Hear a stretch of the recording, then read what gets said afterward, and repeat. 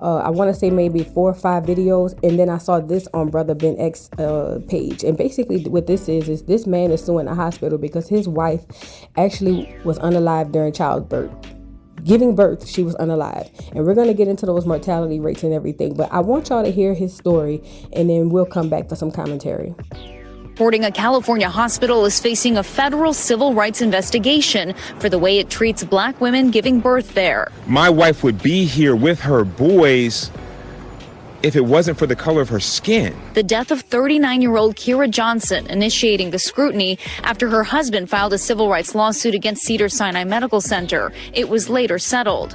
Kira and her husband Charles, already parents to one son, a picture-perfect family, when she died after a scheduled C-section delivery of their second child in 2016. After allowing my wife to bleed and suffer needlessly, while my family and myself begged and pleaded for them to simply just treat her with dignity and respect. The case bolstered by this video deposition from Angelique Washington, a former surgical technician at Cedars-Sinai who was in Kira's operating room. The room started to look like a murder scene, a crime scene. It started blood everywhere. I knew it didn't feel good. The LA Times reporting on the investigation after reviewing a letter sent to Kira's husband Charles from the Federal Department of Health and Human Services, stating the department is reviewing the allegations. NBC News also obtaining the letter that says in part, the HHS Office of Civil Rights, quote, is aware of allegations that black women are provided a standard of care below what is provided to other women who are not black when receiving health care services related to labor and delivery. HHS confirming the investigation to the LA Times. NBC News has not heard back from the department. The CDC says in 2021, the maternal mortality rate for black women was 69.9 deaths per 100,000 live births. That's 2.6 times the rate for white women. It has to do with racism in society, racism in healthcare, bias amongst healthcare professionals. So we're seeing a disproportionate number of deaths. A Cedars-Sinai spokesperson declining to comment on the investigation, but telling NBC News, Cedars-Sinai clinicians, leaders, and researchers have long been concerned with national disparities in black maternal health, and we are proud of the work we've done and continue to do to address these issues. Kira's husband also filing a lawsuit against her doctor for gross negligence, receiving a $1 million settlement, and filing an additional suit against the hospital that was also settled. Johnson vowing that the pain his family has endured will shed light on the devastating consequences. Kira's legacy will be that this is no longer allowed to happen anyplace. Okay, so you guys just seen that video, and the two things that I'm seeing that they have in common is with Kat's video and with this unfortunate situation with this lady, they both had C-sections, right? This poor woman had a scheduled C-section, and unfortunately it ended up fatal. However, Kat was bullied into her C-section, and it could have very well ended up fatal. So I'm finding a lot of comparisons, and I started looking at a bunch of like other situations, and I'm realizing that a lot of women are unalive through natural birth or through birth period, when they are not believed, when they say that they're in pain, or through these so-called C-sections that these doctors are using to basically cut black women open like a cadaver on a doggone table at a science project. I'm just telling you the God honest truth. Now, this made me want to research other things because I feel so bad, number one, for this family, and number two, because we as black women or as people, period, we trust these doctors. We truly do. We trust that these doctors are doing the best thing for us. And I don't know if you heard it from that first video from Kat. She said when her nurse wheeled her out of there, she was just like, oh yeah, they just do it for a scheduling thing. And even with this woman, she scheduled her C-section. It's literally like getting like out of hand with these C-sections. And I believe that this is the way they're basically unaliving us during pregnancy or through pregnancy, because there's no reason and no coincidence. Remember, I tell you this all the time. Nothing is a coincidence. Everything is done by design. Everything is done by design. There's a reason why we have a 2.6 higher percentage rate of being unalive during childbirth than all these other women. There's a reason why. But before I get into that, it made me think of another person. Do y'all remember when Serena Williams gave birth to her baby?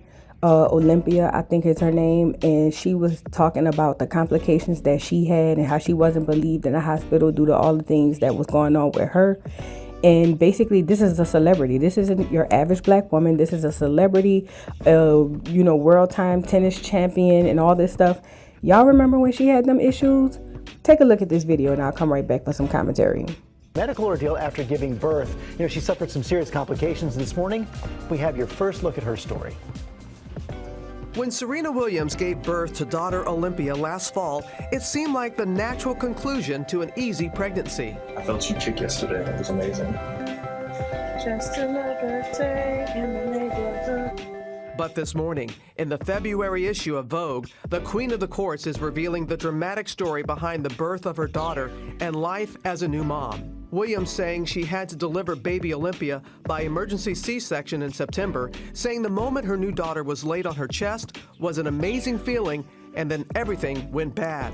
After feeling short of breath, a CT scan revealed that Williams had a pulmonary embolism and other blood clots, which set off coughing fits that burst her C-section incision. She then had to have additional surgery to correct and prevent more clots from forming. The whole time, Williams and her now husband keeping her condition private, even as they shared quick glimpses of their new baby girl online. So we're leaving the hospital after we had a lot of complications, but look who we got. We got a baby girl. Now, y'all saw this news clip from Good Morning America. Look, I don't trust the news. Let me tell you why I don't trust the news. Because, see, they gave y'all the watered down church version of what actually happened. Let's take a look at her exact words. So according to this article in Newsweek, and these are quoted words from Serena Williams, it says, after birth, Williams suffered severe health issues, and when asking the nurse for help, she claimed she was told, I think all this medicine is making you crazy. She then goes on to say she passed out after giving birth to Olympia, which led to her asking the nurse, when do I start my heparin drip? Shouldn't I be on that now? The nurse responded, well, we don't really know if that's what you need to be on right now. Williams wanted to be put on blood thinners, but couldn't because she had just had a C-section, which could cause the wound to bleed. Suddenly, she began coughing uncontrollably, which led to her stitches bursting and sending her back to the operating room. When she woke up after another surgery, she was surrounded by family, but she felt like she was dying. So you see, the news and all these other people, they're going to give you the watered down version of what's actually going on. She was very vocal about this when she had the situation go on. I felt so bad for Serena. I was just like, oh my God, if a woman of that status and a woman of that doggone amount of just social status could get treated like that by a nurse in the hospital, then us down here we don't stand a chance. We truly don't stand a chance. And ultimately, it boils down to racism. That's just facts. Because this is what I want my people out here to listen to me and say. When it comes to class and racism is a poor man's sport. Classism is a rich man's sport. Let me say that again. When it comes to class and racism is a poor man's sport, while classism is a rich man's sport, which means when it comes to this whole thing with black women so-called all of a sudden just having this higher mortality rate in these hospitals while giving birth, it's a classism and a racism issue. It's a racism thing because, number one, we produce more children. Let that sink in. Per person, per capita, black women produce more children. So the power structure and the powers that be doesn't like that. So what do? To remain a protected class, listen to me good, to remain a protected class, which is your first class citizens in this state, in this country, they have to use racism and the tactics at the bottom for the poor people at the bottom, i.e. your nurses. And I'm not saying poor in the sense of an old poor man on the corner. I'm saying poor in the sense of middle to lower class who would literally understand racism to be what they want it to be, which is basically how they feel. So they utilize that system of racism to basically, disregard black women when they come in to have their babies. And that is the number one reason why the mortality rate is raising. This is a racism issue at the bottom, but also a classism issue at the top, because they know that we are outnumbering them. Okay. Now, it wasn't just Serena Williams. I thought about Beyonce too. There was an article about her, and it says Beyonce also detailed her complicated pregnancy in a personal essay in the September 2018 issue of Vogue. In the essay, the mom of three wrote she was swollen from toxemia and had been on bed rest for over a month during the time. Ultimately, the conditions caused her to have an emergency C-section to deliver the twins. Following the birth, she and the twins spent weeks in the NICU. Do you see that part? Emergency C-section? Wow, what are the odds? This is another person with the emergency C-section. She also said she was in survival mode and did not grasp it all until months later. This is what Beyonce wrote herself. Why is this important? We are literally going to these hospitals as black women, not being believed of the things that's happening to us. We're being offered all these C-sections that we don't need, and this is what's happening. They're basically unaliving us. I can remember when I was 19, I was pregnant with my daughter. Number one, going through Planned Parenthood, the very first thing they offered me once my pregnancy test came back positive was an abortion. Let's talk about it.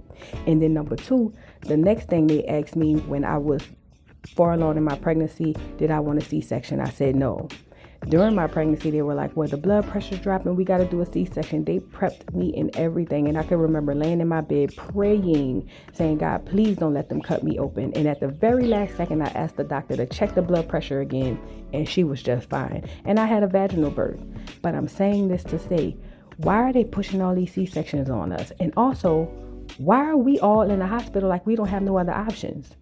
Do we know that there are so many other options that we have when it pertains to giving birth? Number one, I employ black women. I personally employ black women to stay out of the hospitals because that's where they're trying to unalive you at, number one. Number two, we need to talk about options. So, it made me wonder, because I know at one point in time, black women were delivering their own babies. Like, we literally had midwives in our community. And nowadays, there's little to no midwives of color, black women, period. And I started doing some research, and I saw this article that basically has a picture of a school in 1929 for basically black midwives. It says, Eliza Farish Pillars, RN, the first public health nurse in Mississippi, instruct a group of lay midwives in 1929. This was actually a thing, right? Here's another picture of 3 generations of Mississippi midwives, and this is at the Benoit collection. Look at this beautiful picture of these 3 generations of midwives. We literally were delivering our own babies up until, I want to say, the 1900s. And then there's this other article that I want to dive into. So basically it says Black Midwives Complex History. It says midwives gather on the steps of the Canton, Mississippi courthouse in the 1920s from the Bajoring History Center's Caroline H. Benoit collection. So let's get into this article because this is going to kind of get us the history on midwives and what happened to them basically. Let's dig into it a little bit. So basically this article says Black and Indigenous women in the United States are 2 to 3 times more likely to die from pregnancy-related causes than white women, even when controlling for socioeconomic factors such as income and education. Do you understand why that is highlighted? Do you understand why that is underlined? We just looked at Beyonce and Serena Williams, who come from a completely different socioeconomic background, meaning they have more money. And they literally suffered the same thing. It goes on to say the reason, according to Jordan, is racism. What did I say? I think why there's so much Black maternal mortality and morbidity in our country is because of generational trauma around race. Now, if we dig into the history of what happened to all these Black midwives that we used to have, the article goes on to say, Until the late 19th century, the majority of births were attended by midwives, many of whom were Black, indigenous, or immigrant women. Most midwives included enslaved women, drew up on traditional healing, knowledge and practices passed down through generations. Others learned their practice through apprenticeship, either to local physicians or experienced midwives in their community. It also goes on to say in the early 20th century, however, as childbirth became medicalized, physicians emerged as the primary birth attendants and childbirth moved from the home to the hospital. Dig that, that's the early 20th century. Then it goes on to say midwives delivered about half of all babies in the U.S. in the early 1900s. By 1930, however, that figure had dropped to 15%.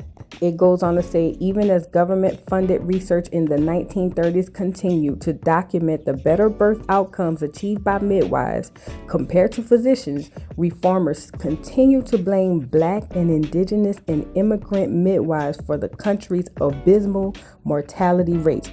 Let that sink in. What they're saying is, even though it was proven and documented that having Black midwives for Black women were much better for Black women during birth, they decided, the powers that be, that basically, no, we're just going to say that it's not good and it's bad for you and make everybody have to go through a hospital, which is why we have the situations we have with Black women today in the mortality rate. Nothing is done by coincidence. Everything is done by design, people.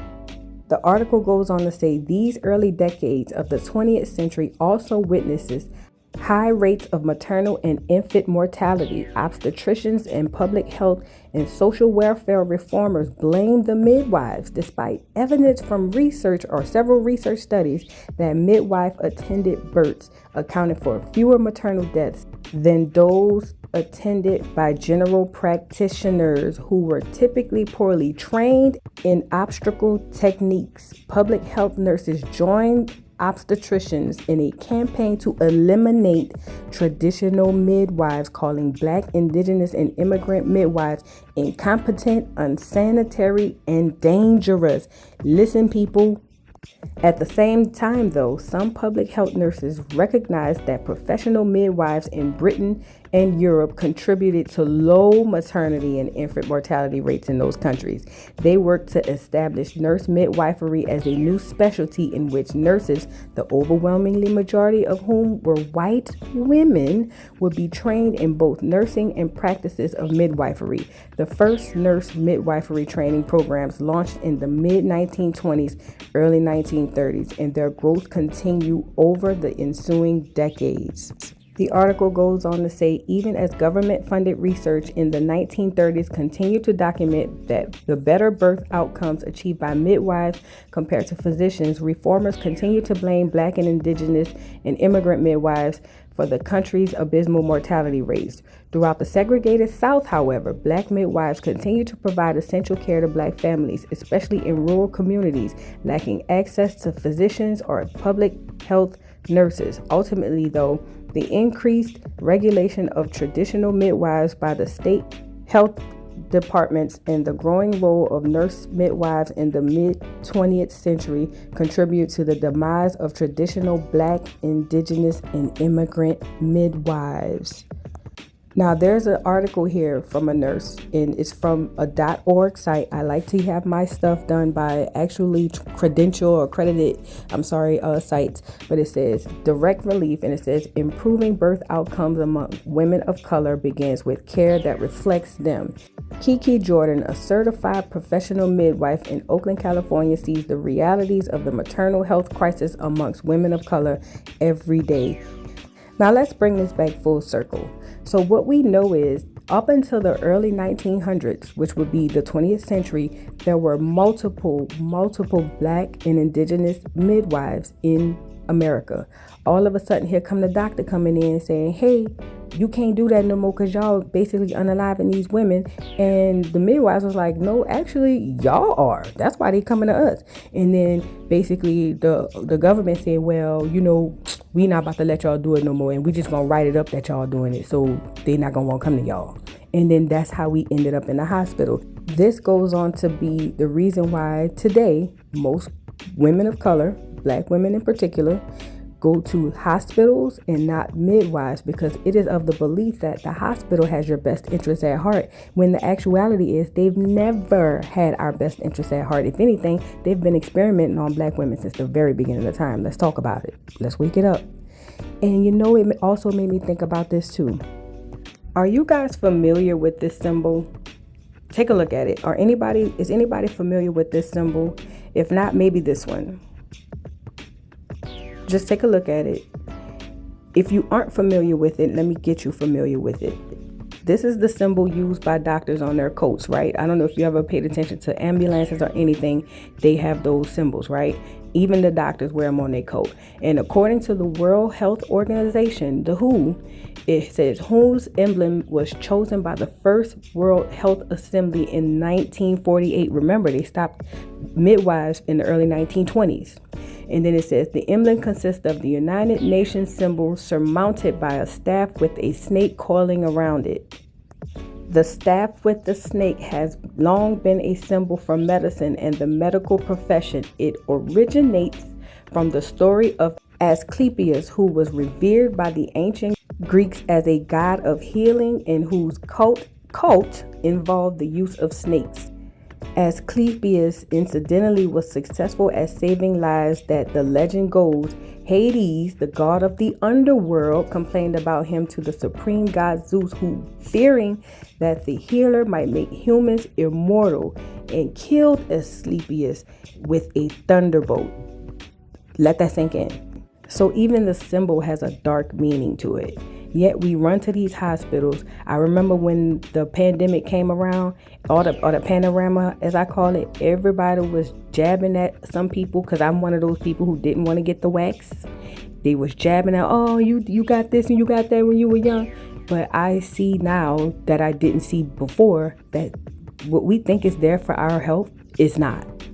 The doctors, the hospitals are not there for our health. And it's not a coincidence that every single one of these stories we touched on had doctors promoting C-sections. C-sections. They didn't have this many C-sections back when black women had midwives. Why now? Why all of a sudden now? I've seen people not even have complications and they're able to schedule a C-section. They are using us as cadavers. Do you hear me? Do you know what a cadaver is? It's a dead body that basically scientists and doctors and all that stuff use to practice on. That's what they're doing to black women. They're practicing on black women. It is very, very, very, very, very imperative that, number one, we get back into the midwife profession. Number one, because we have a very low number of black midwives. Period. Number two, it is also extremely imperative that we learn our options. The doctor's office isn't always an option. And then, by the way, if you do have a midwife, do you know, or a doula, do you know that they have access to hospitals and everything? So everybody's on standby in case you just have to go. It's not a bad thing. But what they're doing right now is another way of mortality on us, the black community. They're unaliving us at the hospitals with these C-sections. I say what I see. Now y'all could take this as a grain of salt. If you ain't having kids and you don't give a damn, I'm here for it. But I'm trying to give y'all $1 million worth of game like Gilly and them. You know what I'm saying? Be smart, ladies. Everybody around you getting C-sections, that's crazy. All these black women having these complications and they be like, oh, you got to do a C-section. Or, oh, you need to do a C-section. Everything causes for them to cut on you. It's not necessary. Y'all take this information. I hope that it reaches somebody who needs to hear it. But y'all drop down in the comments and let me know what y'all thought about this. Please, Lord, don't forget to like, subscribe, hit the notification bell. Follow me on all platforms at Voodoo Doll TV. And I'll see y'all later. Bye. Mr. Carroll, how you give the Voodoo Doll time to talk? I don't get no fucking time to talk. Who the Voodoo Doll is? The nigga you just had up here.